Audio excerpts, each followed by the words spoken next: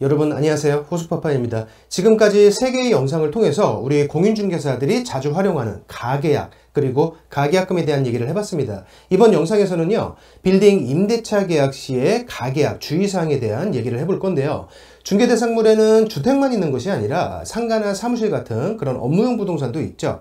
이 업무용 부동산을 임대차 중개하는 경우, 특히 본계약 전에 가계약을 먼저 진행한다면 우리 공인중개사가 현장에서 정말 주의해야 하는 것이 하나 있습니다.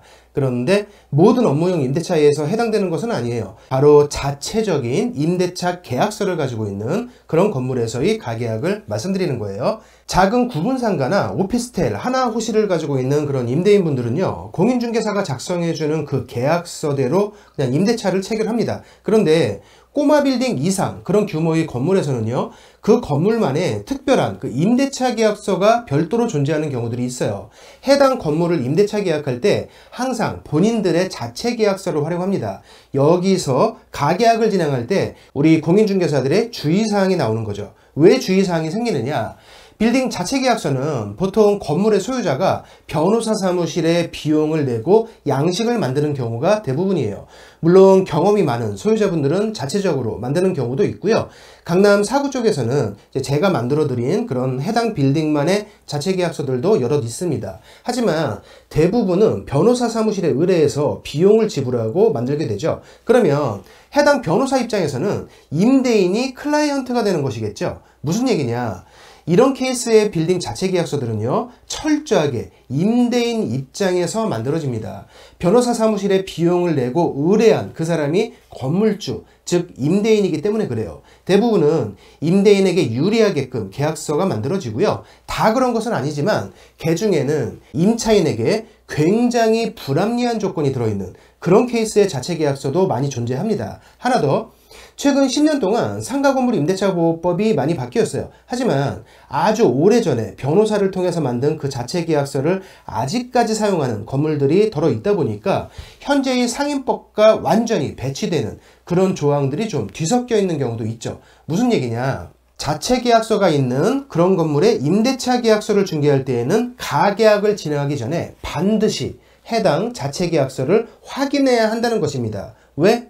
그냥 우리가 흔히 하고 있는 그런 일반적인 절차로 가계약을 진행하면 추후에 본계약서를 작성할 때 그 자체 계약서에서 어떤 조항이 튀어나올지 알 수가 없어요. 특이한 조항들이 튀어나와서 다툼이 생기는 경우가 많기 때문에 반드시 가계약 전에 자체 계약서를 미리 체크해야 하고요. 특이한 조항이 있다면 그 조항을 어떻게 할 것인지, 임대인에게 좀 삭제나 변경을 요청할 것인지, 아니면 임차인 쪽이 그냥 감수를 하고 진행할 것인지 이걸 미리 협의해야 한다는 거죠. 자체 계약서에서 자주 나오는 특이한 조항은 지금 보시는 이 두 가지가 대표적입니다. 물론 계약서마다 좀 다른 내용들도 있을 수 있어요. 임차인의 권리금 보호 규정을 완전히 무시하는 좀 옛날 조항이 들어가 있는 경우도 있고요. 월세 미납 금액이 3기에 해당할 경우에 임대인은 임대차 계약을 해지할 수 있는데요. 옛날 기준으로 2기로 작성되어 있는 경우도 있습니다. 또 일부에서지만 임차인이 퇴실하고 나서 일주일 내에 보증금을 반환한다는 그런 조항이 있는 경우도 있어요. 자, 어쨌건 좀 특이한 사항들을 빼면은 자체 계약서에서 자주 볼 수 있는 조항이 지금 적혀 있는 이 두 가지 내용인데요. 이렇게 적혀는 있지만 실제로는 안 하는 경우도 있긴 합니다. 임차인이 화재보험에 가입하지 않아도 별말 없고 재소정 화해조서를 작성하지 않아도 그냥 넘어가는 건물도 있어요. 그러면 임차인 입장에서는 불안하니까 해당 조항을 빼고 싶겠죠. 그런데 조항을 삭제하거나 수정하는 것은 또 안 된다고 합니다. 이런 경우들이 있어요. 재소정 화해조서 작성은 안 해도 상관이 없는데 조항은 삭제할 수가 없어. 이거 변호사가 만들어준 계약서라 그냥 그대로 사용해야지 조항 삭제는 안 돼. 임대인 측에서 이렇게 나오는 경우들이 있습니다. 또는 화재보험 당연히 가입해야지. 임대인도 가입하지만 임차인도 당연히 가입해야 하는 거 아니야? 우리는 다 가입해. 가입 안 할 거면 우리 건물 못 들어와. 이렇게 나오는 경우도 있죠. 자, 가계약을 진행한 다음에 본계약서를 작성하는 단계에서 이런 조항들이 튀어나오고 임대인과 임차인 사이에서 협의가 안 된다면 어떻게 될까요? 계약이 불발되는 것은 물론인데 이미 가계약금이 넘어간 상태잖아요. 순순히 돌려주고 순순히 돌려받고 그냥 없었던 일로 하면 좋겠지만 큰 다툼이 벌어지는 경우도 상당히 많습니다. 사소한 조항들 때문에 좀 옥신각신하다가 이게 감정 싸움으로 변질이 되고요. 임대인 측은 가계약금을 돌려줄 수 없다. 임차인 측은 가계약금 2배로 상환해라. 이렇게 주장을 이제 서로한테 하는 게 아니라 공인중개사에게 이렇게 주장을 합니다. 누가 잘못했냐를 따지기 이전에 굉장히 난처한 상황이 발생돼요. 이런 상황은 처음부터 만들지 않는 것이 좋겠죠.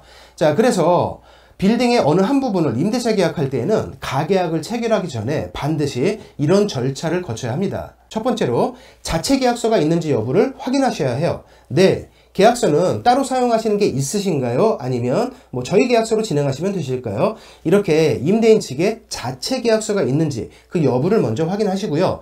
있다고 하면 그 계약서를 받아서 세부 조항들을 확인하셔야 합니다. 문자나 이메일, 뭐 카카오톡, 팩스 어떤 것이든 상관없으니까 반드시 미리 받아서 좀 확인을 해보셔야 해요. 그런데 이런 경우도 있습니다. 임대인 측에서 안 돼. 우리 계약서는 반출할 수가 없어. 아직 계약금도 안 들어온 상태인데 계약서 반출은 안 돼요. 이제 이런 경우들도 있죠. 이럴 때는 네, 소장님 또는 사장님 무슨 말씀인지 알겠고요. 그러면 제가 잠시 방문 드리겠습니다. 반출은 안 돼도 잠깐 보여주실 수는 있잖아요. 제가 금방 방문 드릴 테니까 계약서 잠시만 같이 확인 좀 부탁드릴게요. 이렇게 해당 건물 관리실을 직접 찾아가서라도 계약서를 확인하셔야 합니다.